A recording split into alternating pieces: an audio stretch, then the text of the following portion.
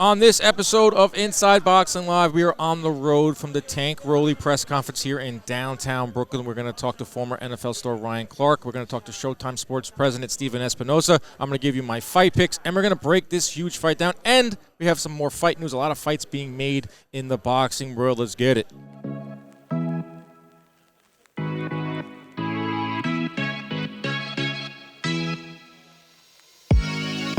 What is up, everybody? Dan Canobbio here for another edition of Inside Boxing Live, presented by John Boy Media. We are here in downtown Brooklyn at the Marriott, to be precise, for the press conference between Tank Davis and Romero, a big pay-per-view fight that you can see on Showtime this Saturday beginning at 9 p.m. On the show today, we're going to talk to Showtime Sports president Stephen Espinoza to go behind the scenes on how these fights are made, the future of Tank. Tank is talking about leaving Mayweather Promotions. What does that mean for Tank and Showtime? We're also going to talk about Errol Spence and Terrence Crawford. Is that fight going to end up on Showtime? Plans for the second half for Showtime. Will we see fights on CBS? All that and more with Stephen Espinoza. And a really fun conversation with Ryan Clark. It was cool to see him here, former Steelers standout, Super Bowl champ. He is now in the combat sports world. He has a show with Daniel Cormier focusing on MMA, but he's also a big boxing fan. Always nice to talk to other people outside the world of boxing, especially professional athletes, get their thoughts on the sport. Everyone wants a piece of boxing. Whether it's Steven Jackson and Matt Barnes with all the smoke here at Showtime, whether it's guys like Ryan Clark, you'll see those types of athletes come out for big fights. Tank brings out big names, and he's going to be doing that on Saturday night. They're talking about a record gate. They're talking about the biggest boxing event in the history of Barclays Center. There have been some big fights at the Barclays Center. Is this fight between Tank and Roley? We're recording this open after the presser. They both touched on the stage. Heated. Very heated. It had a little bit of comedy, had a little bit of everything. I expected a little more fisticuffs maybe, but I'm glad there wasn't, because we want to see that happen in the ring on Saturday. But before we get to breaking down the fight, before we get to my fight picks and the interview, some news and notes in the boxing world. Canelo versus Triple G is set. The trilogy, September 17th. That's going to be on DAZN pay-per-view. I know it's a fight that the hardcores do not want. This is a fight for the mainstream sports fan. Will it sell? That remains to be seen, but I do think it will be a fun fight. Trilogies are fun. I don't want to always use that comparison of Tyson Fury and Deontay Wilder's third fight being the best of the three, but who knows with this one. Triple G did show in that fight with Murata that he still has power, that he can still take a punch. We just don't know if he can take punches to the body. Canelo, one of the best body punchers in the game, and also the fact that the fight is at 168 pounds and not 160. Triple G, an older fighter, 40 years old. Not having to boil down to 160 is a huge variable in this fight. Canelo losing his last fight, huge variable in this trilogy fight. It makes it more interesting to me. Wasn't always a big fan of this fight, but the fact that Canelo's coming off of a loss, the fact that Golovkin could potentially hand Canelo consecutive losses. And at that point, Canelo's career is in a tailspin at that point. 2 straight losses, loses all of his belts to Triple G. So it's a fun fight. It's a fight that we may not like right now because there's so many other big fights we want to see for each guy. But once September comes around and they start promoting this fight, I think a lot of fans will get on board, and we could have a decisive winner in this trilogy, a little bit of closure, even though it's been 5 years since their last fight. Michaela Mayer and Alicia Bumgarner have signed on the dotted lines for a huge unification bout at 130 pounds, late summer, early fall. This took me completely off guard. I'm sure it did for you as well. It looked like they were going to look for other fights. It looked like they were going to look to get other belts. Michaela Mayer wanted to fight Choi. I know that Bumgarner also wanted to fight Choi. They wanted to get another belt in order to make this a bigger fight, bring more to the negotiation table. I'm glad they didn't, because this fight needs to happen right now. They don't like each other. They talk a lot of smack on Twitter. As of yesterday, they were debating on Twitter that who got this fight done. Who was it? Michaela Mayer in my side, or was it Alicia Bumgarner and Eddie Hearn's side? They do not like each other, and also I think it will be a fun stylistic fight where you got the volume of Michaela Mayer and you got the power of Alicia Bumgarner. But you take a look around, women's boxing is having a banner year, almost a revolutionary year in 2022. What we saw with Taylor and Serrano at the end of April, Madison Square Garden, arguably fight of the year. You heard from Jake Donovan on last week's pod. The BWAA is putting Taylor Serrano with the men for 2022 Fight of the Year. That just shows you what type of fight it was. Now we're going to get Michaela Mayer and Alicia Bumgarner out. As we record this, it looks like Clarissa Shields and Savannah Marshall are going to fight sometime in September. Those are 3 massive fights for women's boxing, and we can get them all in 2022, so that's great news for the women. Deontay Wilder announced that he's returning to boxing. He got a statue in Tuscaloosa, awesome scenes for the Bronze Bomber over in Tuscaloosa, getting a statue, a guy that got into boxing at age 19 as a way to feed his daughter, and he goes on to be heavyweight champion, defend his title 10 times, get a statue in his hometown. That is some amazing, amazing stuff. But he says he wants to return. He said he's not done on this journey of boxing, and there's some huge fights. Obviously, everyone wants to see Deontay Wilder still fight Anthony Joshua, but the heavyweight division is very fluid. I'd sign up for Deontay Wilder, Andy Ruiz. That would be a sick fight. So there are some big fights for Wilder. He's one of the top 5 most exciting fighters in the game. He's box office. He comes to knock you out. I believe that the sport of boxing is entertaining when Deontay Wilder is involved with it. Last week, Showtime tripleheader, highlighted by David Benavidez, did a higher rating than ESPN. That is significant because ESPN is in a lot more homes than Showtime. You're going to hear from Stephen Espinoza on this pod. They're very proud of that. They're very proud of the fights that they are putting on their network. They're on a hell of a run. There's no debating that. So that is some of the news and notes. Let's get into the fight breakdown for Rolly Romero versus Tank Davis. And don't blink in this fight because they are coming to throw power shots. 20 of their 24 landed punches per round or power shots. Gervonta Davis leads the lightweight division in terms of power connect percentage. It's third in all boxing. Lands 47% of his power shots, but he does it on just 37 punches per round. This is why I equate Gervonta Davis to Canelo Alvarez. They both fight that low volume, high accuracy, game-changing power tightrope. And we saw it with Canelo. It's a dangerous way to fight. You don't always come out on top. If your power isn't there and you're not throwing volume, you're going to lose rounds. That could be the case for Gervonta Davis. I don't think it will be on Saturday night. As for Rolly, he throws around 46 punches per round. That is below the weight class average, but it's a lot more than Tank's 37 per round. Romero, 2 inches taller than Tank. You see that when they do their stand-up, but only has a half of an inch of a reach advantage. So I don't think that Romero can go in there and use his length and try to jab in this fight. I think it's going to be a straight-out brawl. It's going to be something. It's going to be one heck of a fight forever how long it lasts.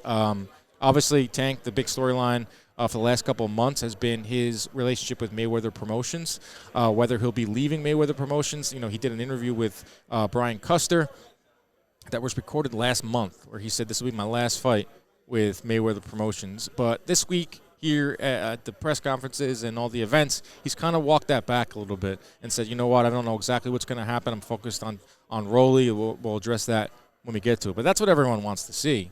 I mean, it's a pretty much consensus opinion in boxing. It's a really hard thing to have any consensus opinions in boxing, that we want to see Gervonta Davis in the biggest fights possible. Whether, by his own words, Gervonta Davis says that he wants to take the training wheels off. So maybe he believes that Mayweather Promotions, whether it's Leonard Ellerbe, whether it's Floyd Mayweather, are holding him back, and he wants to get in there with a Devin Haney or Kambosos winner. He wants to get in there with a Ryan Garcia. And if that means that taking out Mayweather Promotions from the equation, so be it. He's still going to work with Al Heyman. We're talking Espinoza, still wants to work with Showtime, but that is a big storyline in this fight. Should Gervonta Davis win on Saturday night, what's next for him? Because this is his last fight with Mayweather Promotions. Before we get to our interviews, I got to tell you about DraftKings. I am working with DraftKings. We have partnered with DraftKings. We're a few miles away from the Barclays Center right here, home of the Nets. They're at home watching the playoffs, just like us. NBA playoffs are hot in the streets. Looks like it's going to be Warriors versus Celtics. The finals are quickly approaching, and DraftKings Sportsbook is putting all new customers in the center of the action. New customers can spend just $5 on any team and get $150 in free bets instantly. DraftKings Sportsbook customers can bet same-game parlays. You can bet my same-game parlay, combine multiple bets for a bigger payout. That's always fun to do same-game parlays. Download the Sportsbook DraftKings Sportsbook app. Use promo code IBL. That's IBL and you get $5 on any pro basketball team. You get $100 in free bets instantly. That's promo code IBL DraftKings Sportsbook. With that being said, let's get to my picks of the weekend. Same day a parlay. You're going to be able to see that on the DraftKings app on Saturday. Last week I had all the winners correct. I just didn't have the proper rounds. I had Craig Richards taking him to 12 rounds the distance with Joshua Buatsi. That one hit, and I was on to the night portion. For some reason, I had Danny Diggum going 7 rounds with Janibek. That obviously did not happen. And Benavidez took out Lemieux in 2 rounds. So I had the winners, just didn't have the right rounds. This week, I got 2 picks for you. I like Arislandi Lara to knock out Spike O'Sullivan in rounds 1 through 6. And you can get that for plus 150. My reasoning behind that is Arislandi Lara lands 46% of his power shots. That's 8th in all of boxing. Spike O'Sullivan opponents land 40% of their shots. That's a recipe for a stoppage. O'Sullivan hasn't fought in like 2 years. Lara's still got a lot to prove. I know he's a little long in the tooth, but the precision of Lara and the leaky defense of Spike O'Sullivan should produce a knockout in the first 6 rounds. That's the first leg of my parlay. And then the main event, Tank. I'm going with Tank knockout in rounds 7 through 12. I went back and forth on this one. I do think Tank gets the stoppage. It's just a matter of when. He's a noted slow starter, Gervonta Davis, threw just 17 punches per round versus Barrios in rounds 1 through 4 before stepping on the gas and getting him out of there. But he's very precise. Tank lands 47% of his power shots. Once he gets going, he is hard to stop. I think Rolly's awkwardness, I think Rolly's power, his length could give Tank a little, I wouldn't say issues, but could make Tank even more cautious in those early rounds. I think he steps on the gas in the 5th, 6th round, gets Rolly out of there in the second half of the fight. But that is my same-game parlay. You can get that over on the DraftKings Sports book. I got Arislandi Lara to knock out Spike O'Sullivan in rounds 1 through 6, and then Tank in a second half stoppage. With that, let's go to our interviews. You're going to hear from Stephen Espinoza, and you're also going to hear from Ryan Clark. I am joined right now by Showtime Sports President Stephen Espinoza. Just came off the stage, Tank Rolly presser. I thought it went pretty well, considering the bad blood that we had, considering these two do not really like each other. Good stare down, no fisticuffs, which we don't want. We want to see that happen in the ring. First off, how you doing? I'm good. No, and you're 100% correct. A successful press conference in this case means there's not a brawl. Right. So step 1, we've achieved. Now, before we get to the hard-hitting questions, I got to tell you, Stephen, sweaty sack summer is approaching. Some say it's already arrived. But fear not, Manscaped, the king of crotch comfort, has you covered. They spent over 2 years designing the most comfortable boxers ever. I've worn them, and I can attest. They are the real deal, Holyfield, these boxers. You can choose from an arrangement of colors, sizes that go up to 3XL for all my big guys out there. Hitting below the waist is wrong in boxing. We know that. Hopefully we don't see that on Saturday night, but there's nothing wrong about below-the-waist grooming. Manscaped has the Lawnmower 4.0, a.k.a. the best electric trimmer for below-the-waist grooming. For the love of God, my friends out there, do not use your beard trimmer down there. Use the Lawnmower 4.0. Get 20% off free shipping with code BOXING at manscaped.com. That's 20% off, plus free shipping with the code BOXING at manscaped.com. Once these boxers touch your sack, you'll never go back. There's a lot of good information in that read. A lot of good advice, a lot of good tidbits. Listen, it's hot in New York City. You're right. This past weekend was I was at the Yankee game in the 80s, in the 90s. I had to go out after. I used the ball deodorant and went out and had a great night. So, well, look, no better testament than the experience of real-life situation. That's where we go. Let's get into the good stuff, Stephen. Huge fights, trending, in all the numbers are trending great. The gate is going to be huge. The record sellout crowd. First of all, getting boxing back at the Barclays Center, I feel like it is a big win for Showtime, big win for boxing in general, too. It absolutely is. It's hard to overstate how important Barclays Center was to not just East Coast boxing, but boxing overall. I mean, in the 8 years from opening in 2012 up to the pandemic, we did 20 shows there. 21 shows there. And there's no other venue, short of maybe, I don't think there's anywhere in Vegas that was doing that many shows, 3 shows a year for 8 years. And it was, what they developed here was a brand Brooklyn Boxing is a brand.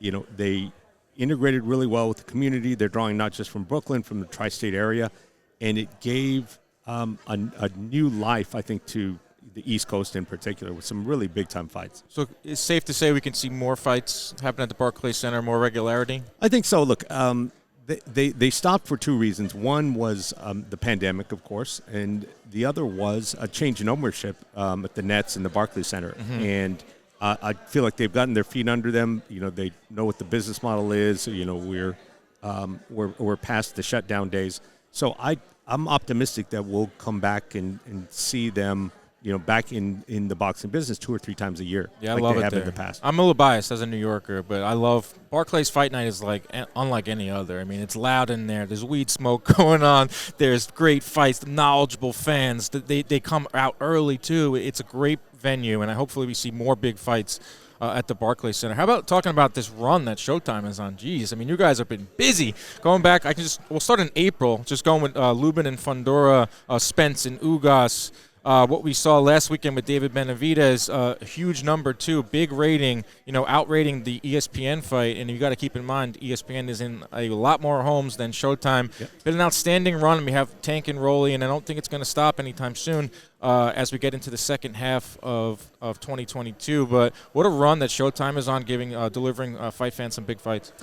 Look, and they've all looked great on paper, and they've been even better in the ring. I mean, when we look at the undisputed fight with Charlo Castaño, as much as there was writing on that fight, you want it to be a good fight for the sport. So it's great when a fight lives up to the hype. When you've got 40,000 people in AT&T Stadium and Spence delivers a thrilling performance. So, we can do only so much in terms of putting them on paper. And then when the fighters come and they live up to everything that they potentially could have been, and then more, it's, you can't ask for a better result. Charlo Castaño, your fight of the year. I know we had a nice little discussion on yeah, Twitter. Look, a fight of the year discussion broke out in the middle of May. Gotta love it. That's right. In reality, it's like it's one of those things. Everybody has slightly different criteria for pound. Yeah. Fight of the year is even fuzzier.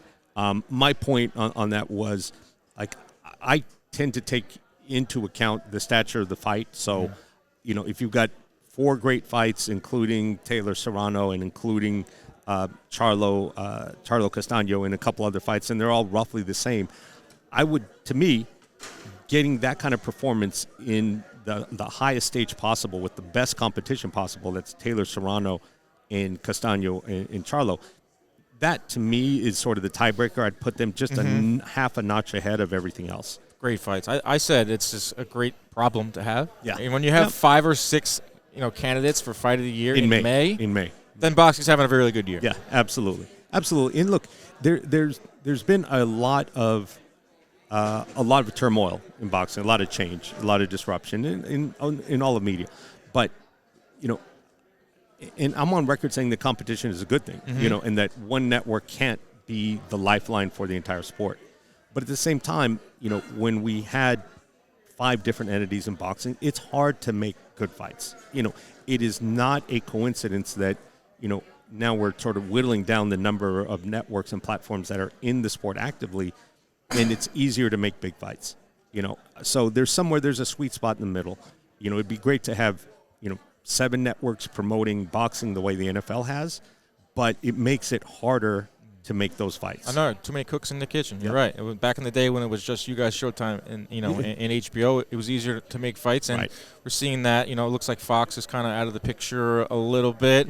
I know I get asked a lot too. It's like, Charlo Castaño, that fight should have been on CBS. I've asked you this before. Has anything changed in that regard of CBS, the parent company of Showtime, getting into boxing again? Yeah, it's a complicated factor. I mean, number one, there are no slow nights on CBS. They're the number one network. So whatever night of the week, whether it's Thursday, Friday, Saturday, they've got big shows. So I would only go to them with sort of the best of the best. And you're right. Obviously, Charlo Castaño would have qualified. Selfishly, we also want good stuff on our network too. So there is a little selfishness in that. But I think in in the near future, we'll see, I think, both Bellator and boxing on CBS, and hopefully on a regular basis. Oh, I like that. Talking about big fights, one of the biggest fights you can make in boxing is Errol Spence and Terrence Crawford. Both fighters are indicating that the fight it's going to happen. Fight fans are excited.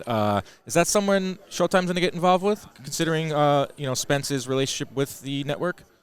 We're involved to the extent that we can be helpful. Like you said, too many cooks. We don't want to complicate it, but if we can help the process along, then we definitely will in help figuring out the finances. And I think that's really the main issue there is what is appropriate compensation, for both guys, and how big a fight is that, is it 500,000 buys? Is it 1 million buys? Is it more?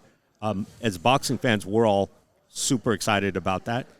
We're living in a time of a lot of piracy, a lot of noise, so the real question is what's a fair compensation? I think that's where all the work is going to be.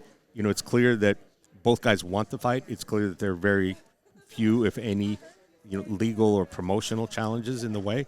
So I'm optimistic as well. We just have to do the hard part on the numbers. Where else it could possibly land? I mean, with Spence being so aligned with PBC and Showtime, I could see that being a Showtime pay-per-view, right? Your lips to God's ears, that's certainly what we're pushing for. Okay. And we're thrilled to have him back on the network with the Ugas fight. Another big name in the sport is Jake Paul. Mm-hmm. He has fought on Showtime in the past. He says August 13th is his next date. He's talking about putting big baby Glenn Davis on the card. They're looking for opponents. What is the latest on Jake Paul? I know he's a network free agent, quote unquote. Has there been discussions? Will Jake Paul's next fight be on Showtime? There's definitely been discussions, and there's ongoing discussions, and we're aggressively pursuing it. And but it's sort of, if we look back at the big picture, and this is a roundabout way of saying it, whenever we have success with something, it brings in other suitors. I mean, it's no coincidence that after we did Mayweather-Pacquiao and Mayweather-McGregor, that triggered a whole range of other networks and platforms who all of a sudden said, hey, we should be looking at this boxing thing. Jake was doing great stuff before we came along. I think we elevated it and, added some credibility and did some different things and, put him on a slightly larger platform. And he benefited, as did we. But that has brought in a lot of people with very aggressive offers. And we will make it as aggressive offers we can that is financially responsible. And, Jake's doing the right thing. He's taking his time and talking to everybody and do the deal. And whether we end up with the deal or not, we're thrilled at the two events that we got. We'd love to be in business with him going forward. I think he's a great thing for the sport. Yeah, we'll know soon because August 3rd is quickly, it's coming up. It's coming up pretty damn soon. Second, let's talk about the main event, why we're here. We got Tank and Rolly. A lot of money coming in on Tank early stoppage. Rolly's talking about getting him out of there in the first round and get that for like plus 1,000. Mm-hmm. It's interesting. It's an interesting betting fight. We're sponsored by DraftKings, and I look at the lines, and I got to come up with picks myself. It's not easy, but this is an interesting betting fight because I don't think it's going the distance. It's just like whether you think the knockout's going to come in the first 6 or it's going to come in the second half. I like this fight because it's going to be a knockout, and fans love knockouts. Yeah, and the unknown factor, the X factor, is often power, as is in this case. You certainly could make the case that that Rolly has not fought anyone with the power that Tank has. So I'm not questioning his chin, but when he gets hit with that level of power, what happens? You could probably say the same for Tank, except arguably, Cruz is a big puncher. Mm-hmm. And so, maybe he's faced that kind of power before, but not really sure. So that's what makes it so difficult to call. It's like picking a heavyweight fight. Like one punch can truly change anything. I'll have my picks later on in the show. I know everyone's waiting on bated breath for those. A lot of questions about Tank's future, whether it's going to be with Mayweather Promotions or not. What is his future with Showtime? Well, look, we're really proud of the work that we've done with Mayweather Promotions, and we're going to continue being in business with them. But Tank's at the end of the day, we're in the business of putting on fights, and Tank's one of the biggest stars in the sport. And as much as we enjoy working with Mayweather Promotions and respect them, if Tank decides, to go somewhere else and work with somebody else, we're going to hope to remain in business with Tank. We're proud of the 11 fights we've done with him, and we feel like some ownership in helping him get to this point.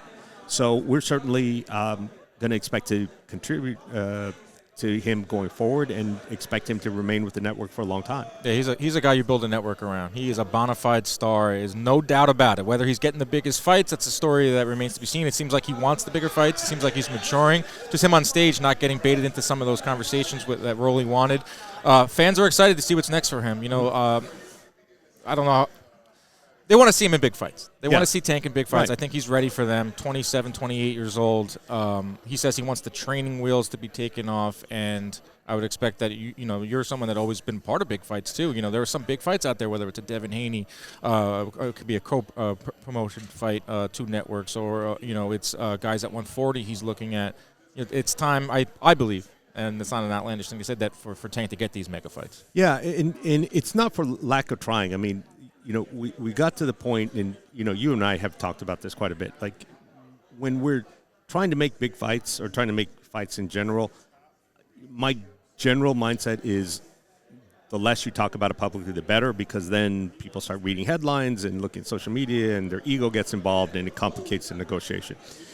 But, in this particular case, if we go back to the Jamal Charlo situation, that's one where, we saw that he was getting some heat. So we sort of opened up the book a little bit and said, look, here's what we're trying to do. We're trying to make this fight. We're trying to make this fight. And one of the rare occasions where we said, we're making public offers, and here's the offers that we're making, because there was a narrative going on that Jamal, wasn't looking for big fights. And now we can see very clearly we aggressively chased Canelo, and then Munguia, and ended up with Sulecki. And that's been the case with Tank as well. I think the one that's most attractive to me, I think is the biggest fight of all of them, is Ryan Garcia. Yes, 100%. I got a lot of flack for just being a Ryan Garcia fan. I think he's good for the sport. He is good for the sport. And, he's bringing a demographic, and he extends beyond boxing fans. Like, yeah, he's the traditional boxing fan. It's sort of the reaction to Oscar. When Oscar was sort of too good looking, He was a pretty boy. Like, it took him a while to fight through that and gain the respect of the boxing audience. I think Ryan will get there. Right. I mean, just because he's a good looking young kid, people, want to criticize him. I'll say this. I working at John Boy Media. It is a place where a lot of the people that work there do not know much about boxing. They know who Gervonta Davis is, and they know who Ryan Garcia is. Yep. That means a lot. Outside of the heavyweights, that means a lot. And Ryan Garcia has been on my show, and he said, I straight up made a mistake when I thought I had a fight with Gervonta Davis, and I went and chased Manny Pacquiao. He said it was a huge mistake. It's a career regret, and he understands that. That just shows to your point where, it takes 2 to tango. You need one side could want the fight. The other side's going to go chase a Pacquiao fight or not be 100% in on negotiations. Then those fights are going to fall apart. Yeah, and that was disappointing, and he was absolutely right. That did complicate things going forward. I've got to say, look, I was a little disappointed selfishly. I saw that Golden Boy signed a new deal with DAZN. I think that complicates the situation. It's one of the situations with Golden Boy. One of the reasons why with Golden Boy on the Munguia situation, we thought that was a very makeable fight because they didn't have an obligation to DAZN, and yet that still complicated and prevented us from being the fight. The fact that Golden Boy wanted DAZN involved in the fight. Now it's a little bit more complicated. Is it though with the fact that DAZN has pay-per-view? Well, There's a lot of complications with that. They're not just any pay-per-view distributor, and it's a little bit like the HBO situation. But this is not Mayweather Pacquiao, and so I don't know that the fight is big enough to have 2 networks into it. Right. No, it certainly doesn't need to it. And being completely candid, what are they bringing to the table? Other than Ryan, we knew when we worked with UFC on McGregor, we knew they were talking to their fan base. Right. And we were talking to ours. I guess it would just be making the fight. Yeah, I mean, that's the difficulty. And, at the end of the day, maybe it's possible. The reality is, look, it's up to Ryan's promoter and whether he's going to be flexible or not. Right. If they make demands, then, unfortunately, Ryan's going to suffer. There's some huge fights to be made at 135. We got an undisputed fight coming up next weekend. Gervonta Davis is talking about wanting big fights. Ryan Garcia. Boxing is alive. I have a shirt at John Boy Media. Boxing is alive. I saw you it is alive right right now, and I agree with it. It's music to fans' ears. That competition is good. Boxing on every week, big ratings is good for the health of the sport. There's not one league, so we need everyone to do their part, whether it's Showtime, whether it's DAZN, whether it's ESPN. You can go up and down. I think those are the three big ones now. I'm losing track these days. But that's what it is. So I appreciate it. Hopefully we have another banner second half for boxing. And big fights being made, and I appreciate you sitting through that Manscaped read. Oh, yeah. Well, look, you sold me. I'm going to stop on the way home. There you go. Thank you, Stephen Espinoza. Appreciate the time.